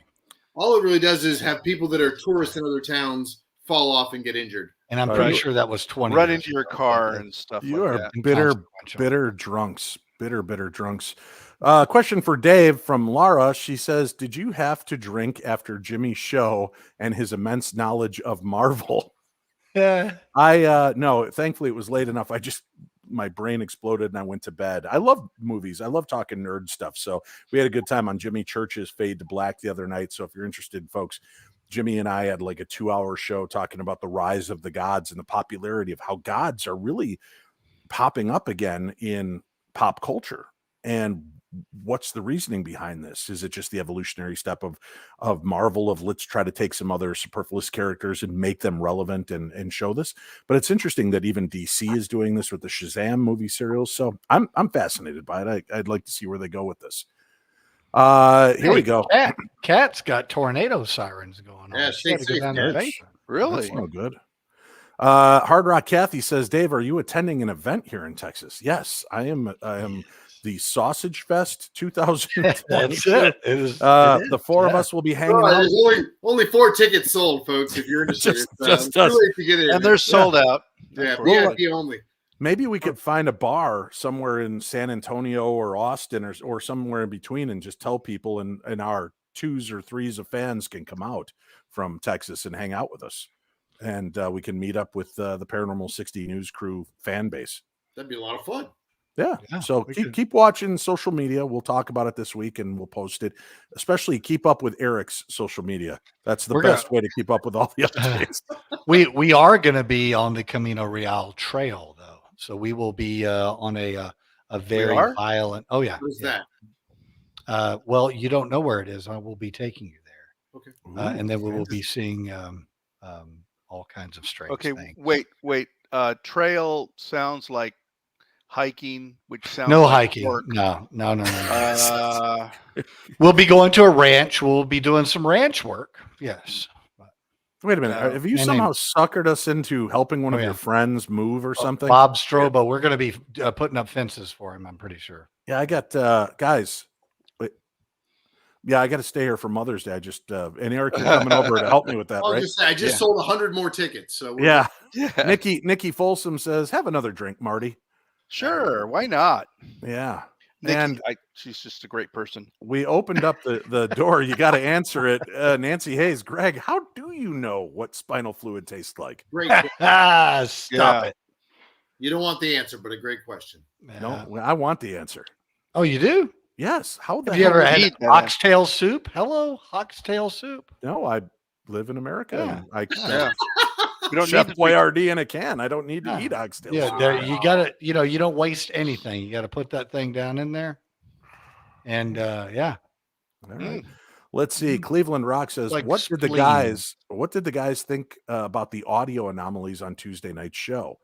So guys, I know you're avid listeners of my show, The Paranormal 60, and I'm sure you listened live to my program and you heard all of the strange audio. What do you guys make of it? I was very weirded out. I thought as well.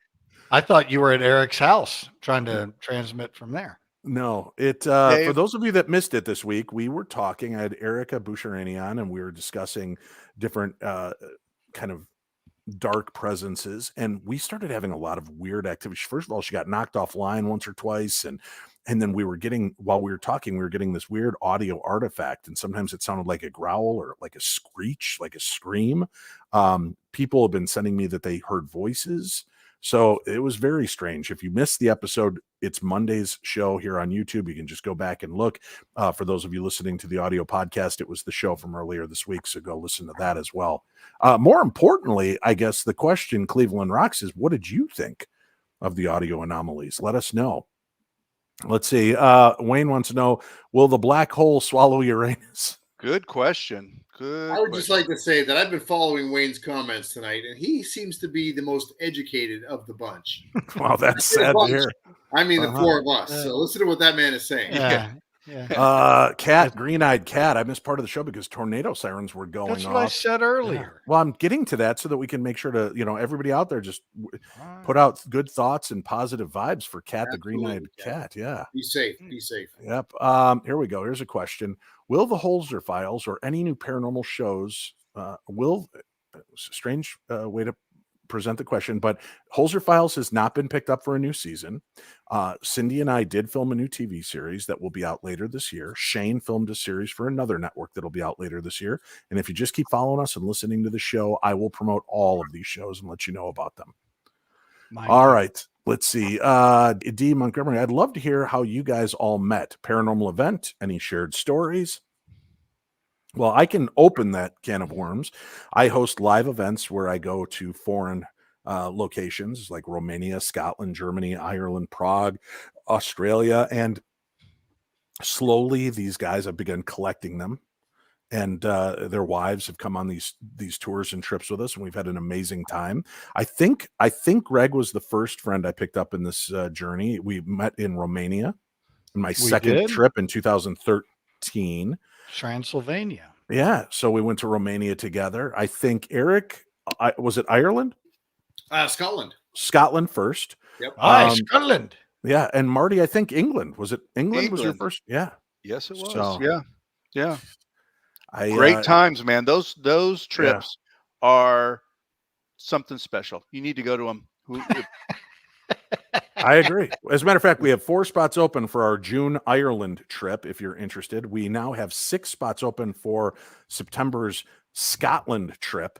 So if you're interested, again, go to darknessevents.com. You'll find information there, and you can reach out to me at dave@paranormal60.com. I can help you get more information on the foreign trips. But we have, I think, 4 spots open for Ireland in June this year, 6 spots open in September for Scotland.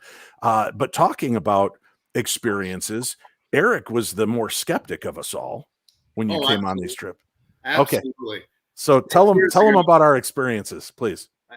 6 years ago, I was on the complete opposite end of the spectrum of where I sit today. And I don't want to kiss Dave's shiny hiney any more than keep it down. Wow. But yeah, sitting on the bus and having an opportunity to speak to Dave about things. And what I love about Dave personally and professionally is that it's not all jump scares. It's really trying to get to the real what's happening. And gosh, there's so many stories I could tell, but I would say the one that really gets to me is we were in a jail cell, Tijuana, I think. No, that's a different that story. was a different story. Yeah. No, that was me. Great. Dave and I, where was that, Dave? I forget. I know that was in Scotland, wasn't it? And we were in the prison and we were doing an quick EVP. So they gave us like a minute in this famous cell, 2 minutes. So we got everybody hushed down and we did an EVP session, and you were standing right there, and we caught a real-time EVP. I will never forget. I was the last one in. The room is filled with, 15 people. I shut the door and I make some, big comment. We are not leaving to this room until we have proof of the afterlife or of ghosts or something. Again, this is my first trip, not a believer whatsoever. We shut the door. Dave turns on his recorder, and Dave asks, "Is there anybody in here with us?" Gives a pause. "What's your name?" Pause. Right. Okay. And I'm sitting there, and honestly, I'm almost laughing. Like, why are we wasting time with this? "Is there anybody in here with us?" "Yes." My heart just stopped. "What's your name?" Grant. Right.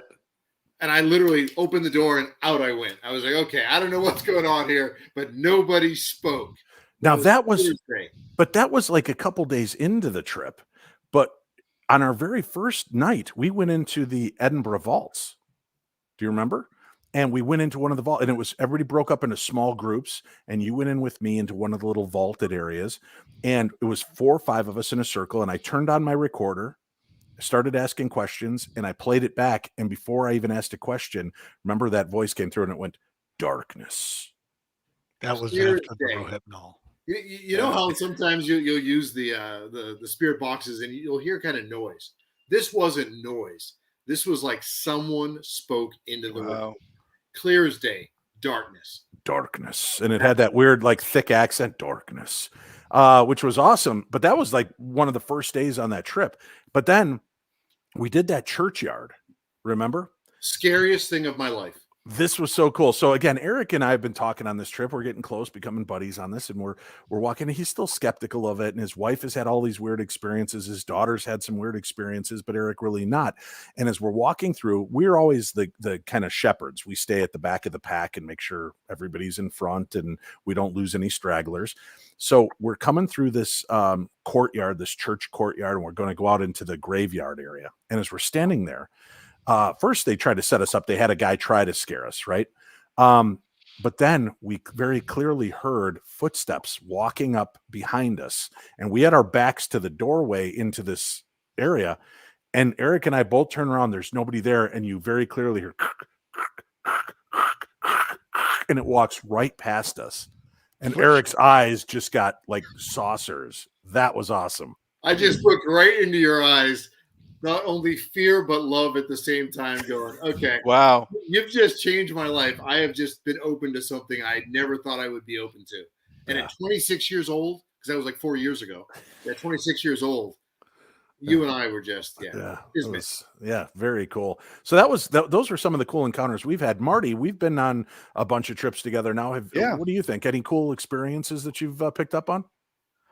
I think the one of my favorites is when we had the chance to walk through a lot of the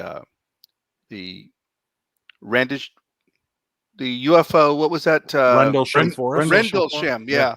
Rendlesham Forest. That was pretty awesome. I never thought you would be able to get that close to the base, as well as walk actually to the exact location where supposedly the spaceship set down, and just looking at the vegetation around there, how there's really no vegetation around there that is growing. And that was really kind of cool. That was kind of early on, I think, in our England trip.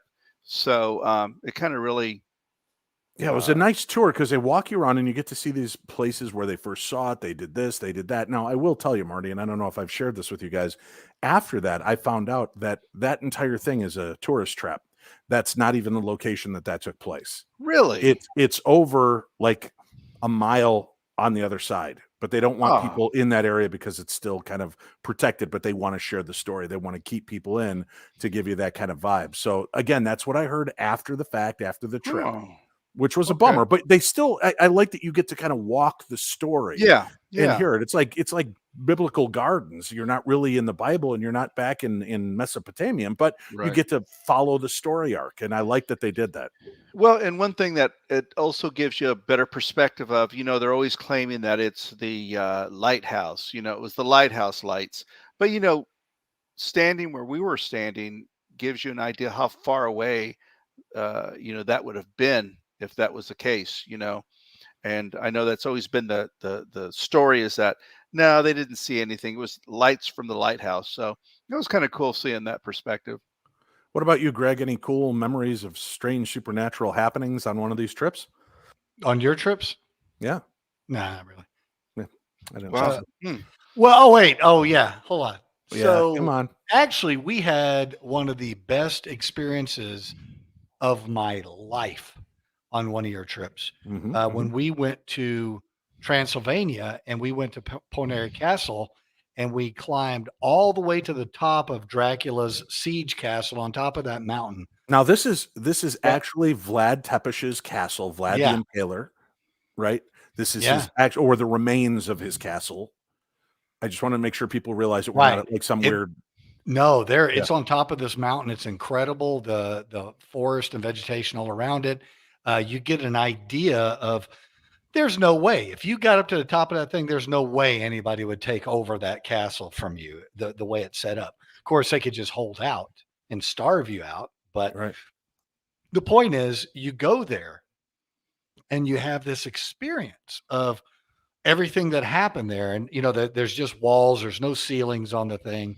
And there's a lot of debris that has filled in some of the rooms and stuff. So it's that you're not on the floors itself, you're on this dirt. And our whole group was there, and we were going to gather up, and Dave was going to brief us on something. We're going to get a group photo. And so we're all sitting there. It's a beautiful day. There's a few clouds in the sky, but it's just calm, big blue sky. And all of a sudden, this wind comes up out of nowhere.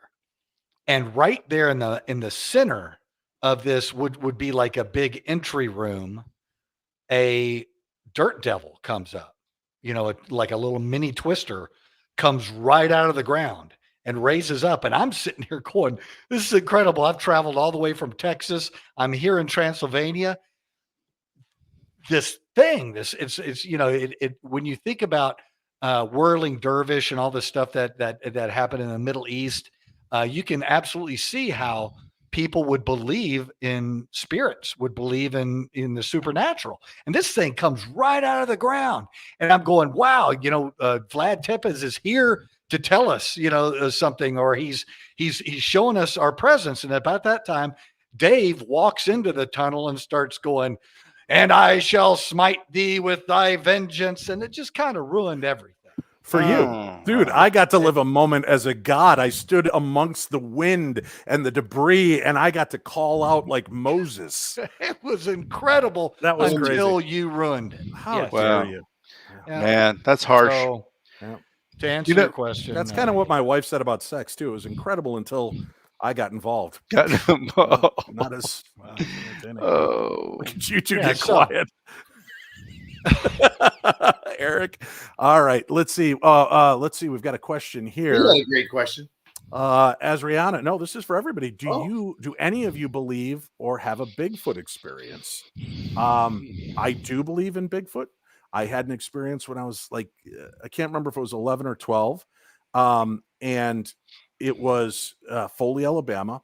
My grandparents owned 40 acres of land. They only lived on about 10 of it. The rest was just thick, wild woods. And we had a big pond we used to go fishing in. And my cousin and I were fishing. And we just started hearing this loud something walking big in the woods. And we're thinking, oh, it's probably some kind of animal. And, again, no understanding. I'm not a hunter. I'm not really a fisherman, whatever. But there's something big moving around. And as we're talking, at the back of the pond, there are these high bushes, high shrubs. And all of a sudden, this big furry hand comes up over the top of the bush and pushes it down. And it was like Chewbacca's hand. There was just this long fur that came over the ends, and it pushed the top of the bush down. So all I could see was like this view. So it was like just about the nose up to the top. And it was this kind of very high forehead. And then this like dark gray, black mane. And it just stared. And then my cousin and I looked at each other, and then we Scooby-Dooed it up the hill, partly thinking one of our dads is playing a joke on us. We go running in. Everybody's there. Our dads, our cousins, our grandfather. So we tell them what happened. Our grandfather and dad and uncle grab guns and go out into the woods because they don't know. Is it some kind of crazy guy living out there?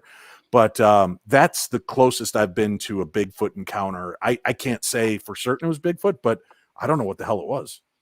So I've got to assume you said it was a pretty big bush. So this was the 70s? Yes.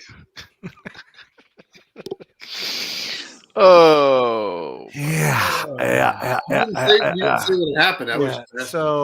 John Martinez apparently said this long ago before that line. But he said, see y'all later. That's great. Yeah. All right. How about any of the rest of you? Greg, do you believe in Bigfoot? Have you ever had an experience? So the time continuum thing is there. There's obviously there have been many different types of big feats throughout history that we would have interpreted them as Bigfoot. Mm-hmm. I find it highly suspect that we have so many sightings and people say there's not a Bigfoot. So I think that there is a lot of hoax. There's a lot of misinterpretation, but that doesn't, the absence of evidence is not the evidence of absence. So there's I know that was great, right? Man, Write that one down. Get a t-shirt on that one, man. Yeah. So there's too many stories from old prospectors and stuff like that knows exactly what a wolf looks like, knows what a bear looks like. And these guys would testify it wasn't a bear. It was a Sasquatch. It was a hairy man. It was something else. Other wild man, right? Yeah. I went to Portlock, Washington. It's the site of multiple Bigfoot what they believe to be murders committed by Bigfoot in the early 1900s to mid 1900s, and the whole town packed up and left about 1950, a little bit before 1950, because they got so weirded out by the Nanticoke. It's a hairy man that they believe in, that indigenous people in Alaska believe in. So it's really, really strong up in Alaska with people other than just a whole bunch of paranormal people trying to chase something down. It's a thing. Whether they're still living today or not, I don't know, but they did at one time. Okay. And do you believe then you kind of believe that they exist, but have you ever had an experience yourself? I have not. I've had some cryptid experiences, but not particularly with Bigfoot. All right. How about you, Marty? Ever had a Bigfoot experience? No Bigfoot experience, but going back to what Greg's saying, I mean, there's so many people that have seen something, and the story in many ways is very consistent, which makes you think, okay, there's something there, and it's just one of those things where I'm not so sure about the whole UFO Bigfoot relationship, but they find new species of animals annually. Right. This could be something that just haven't found yet. And the thing about it is the way we've been looking at it is anthropological, and it's zoology. I know. Zoology and that sort of thing. Big game hunters are looking for them and everything. I think it's time to kind of consider that this thing is pretty intelligent and doesn't want to be found. So we probably need to switch gears in the way we look for him. They said some of the experts believe that they work almost like a sentry unit, that they have a few that are posted in areas, and then as we encroach upon their area, they keep backing up. That might be what the wood knocks and the whoops are, to tell their clan to keep moving away from this area, and why we never actually physically see them unless it's by accident. Mm-hmm. Yep. Eric Folsom, Bigfoot, real or not? I would say over the last couple of years, I've changed my opinion on this. I was very, very skeptical, but as I have been getting more and more involved, I think they are in some sort of parallel universe, kind of like the Fae or fairies, right? I don't have a lot of proof. In fact, come to think of it, I have no proof. I want to make sure I am very clear on that. Yeah, very clear. This is an opinion only. Mm-hmm. But no, I think, and that's why they get seen and then they don't see them. I think they're going in between veils. Well, that would make sense, right? I mean, that's if this thing exists and we can't find it, we can't find its hair, we can't find a fingernail, we can't find its poop. And for a guy that knows what spinal fluid tastes like, you think he would find the yeah. It tastes like really bad ale. Let's see. We've got MJ Cat says, Dave, did Shane hurt your feelings or something? He was always sent to sit in the scariest places. Well, here's the deal, MJ Cats. The fact is that he is a great response for the audience. And we all took turns sitting in each one of those rooms, but we only show when something happened or we were having a good experience. So it's not like I always sent him there and I never went there, or Cindy never went there. Sure, Dave. Sure. Okay. All right, Dave. Sure, Dave. Yep. That's my story. Yeah. And I'm all that ended up on the edit floor. Yeah. Well, because nothing happened. Okay. Nothing happened. Right. Wayne wants to know, Dave, any thoughts on who will be the next actor for Doctor Who? I hope it's true that David Tennant is back, that they're bringing him back for some kind of weird timey-wimey, wibbly-wobbly transformation.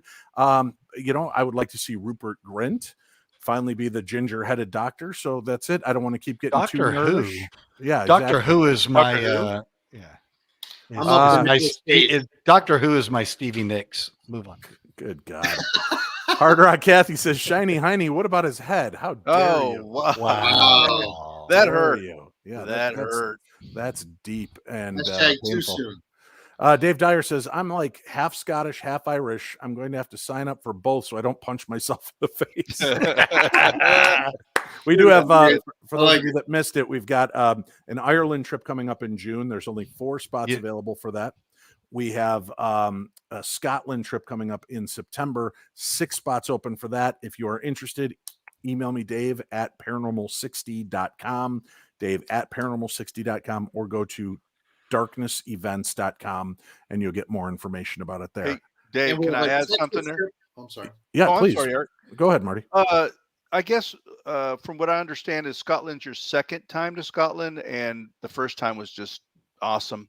Oh, So God, yeah. So I absolutely loved Scotland. I wasn't sure how I was going to feel about it. But what's weird, Eric's been with me on these trips. Every time we've gone to places like England, Scotland, and Ireland, where it's normally kind of gray and misty and rain, we've had insane blue skies. The people that are running our trips are like, we don't know exactly what's going on here, but we've never seen weather like this before. So our trips, we always had these great experiences with that. And even Marty, you were there for the first England trip. It was insane. Yeah, it was crazy. They were like, we haven't had 75-degree weather like this forever. Yeah. And the whole trip was like just sunny and warm and awesome. Mm-hmm. And Lynn Lawson. Wow, that's a weird coincidence. Do you know her, Greg? Well, last name, Yeah. same last name. Yeah, she says Grant was the bus driver. That's Lynn Jarrett. she Lawson. was. Who's Jarrett. Lynn Jarrett? I'm not sure. Yeah, Sounds Grant like a was handful. the bus driver. Yeah. Huh? Let's see. Oh, I love how Dave pronounces Edinburgh correctly as a Brit. Thank you. You're welcome, Matthew. You're welcome, Matthew Janssen. Let's see what we got. Boy, there's a lot of questions here. It's been slow rolling. I get a lot of nice comments. Thank you all for the love. Let's see. I'm curious of the shutter. Oh, here we go. MJ Katz. I'm so curious about what is behind the shutters in Marty's place. That's what I want to know. It's like asking Gacy what's below the floor. I wouldn't do that. Yeah, exactly. Wow. No. If you open those shutters, you would see a herd of deer, turkeys, some guineas, probably. Hey, about white hey. guineas. Oh, come on. White the guineas. racist talk. You would see about an acreage of land that needs to be worked on. That's Marty, what you would more see. importantly, explain to everybody why you're sitting in front of white shutters today instead of that beautiful. Well, Dave, it goes back in your to blue this. in your blue shirt. Back in the day, what it is that my other room, I've gotten so much comments on my other room that I look like I was jaundiced because I was sitting in front of a red background. Because you're drinking too much bourbon is what it is. That too. But let's not go there. Eric. Yeah. Eric takes medicine now. He takes like medication. Okay. Here's my medicine, buddy. Here's my medicine. He's got a medicine. But yes, and that's the reason why I'm behind I'm in front of a white shutter. And you look good. You do. Thanks, Greg. You do too. But you always do. I use this, it's lighting. green light because, as you can see when I wave my hand, Eric and I have almost the exact same colored walls. So to try to differentiate. Right over there. Show him, Dave. How you doing, buddy?